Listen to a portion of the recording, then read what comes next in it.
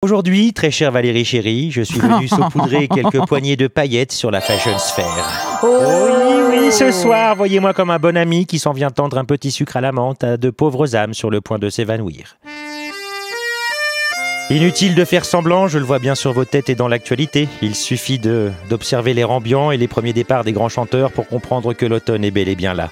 L'heure est venue de renvoyer tout au fond du dressing, shorts moulants et sextoys gonflables pour s'accorder au mieux avec le froid, l'humidité et la dominante couleur de rouille qui s'étend au pied des arbres. Mais heureusement, l'automne, c'est aussi l'occasion de découvrir de quoi seront composés nos body selfies.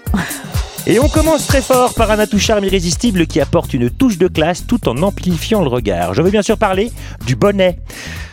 Le bonnet. Oui, le bonnet, mais je suis un peu excité. Un péruvien, rasta, docker, chapka, imitation fourrure ou imprimé léopard, le bonnet revient en force pour le plaisir des têtes les plus exigeantes.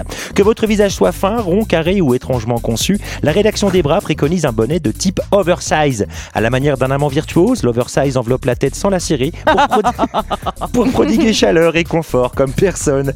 Évidemment, les plus téméraires n'hésiteront pas à laisser retomber au niveau des sourcils pour asseoir leur côté badass. Attention tout de même, la frontière est très mince et il suffit de quelques centimètres trop haut ou trop bas pour transformer le plus stylé des bad boys en gentil clown qui fait rire les enfants. L'autre indispensable cet hiver pour se péter la classe sur Insta, c'est une large bande d'étoffe si chère aux aviateurs, aux concours de Miss et aux nombreux photographes en quête d'identité.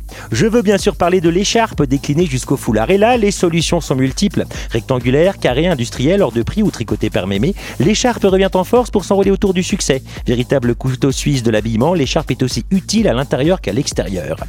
Si elle protège les voies respiratoires et le cou face à l'agression du froid, elle se montre aussi coquine et mutine quand vient l'heure d'improviser un striptease langoureux, Valérie. Tenue fermement par les extrémités, en passant par l'entrejambe, elle permet de stimuler son intimité dans un frottement coulissant qui n'est pas sans évoquer le va-et-vient qui s'annonce.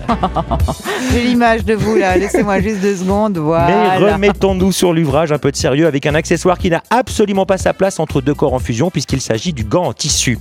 Alors ici, rien de particulier à évoquer à part peut-être un timide retour de la moufle qui tente une percée comme chaque année.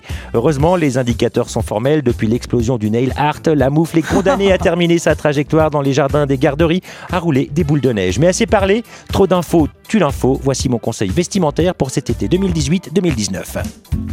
Primo, optez pour un gros bonnet oversize. Deuxio, enroulez-vous une large écharpe pour recouvrir l'entier du visage.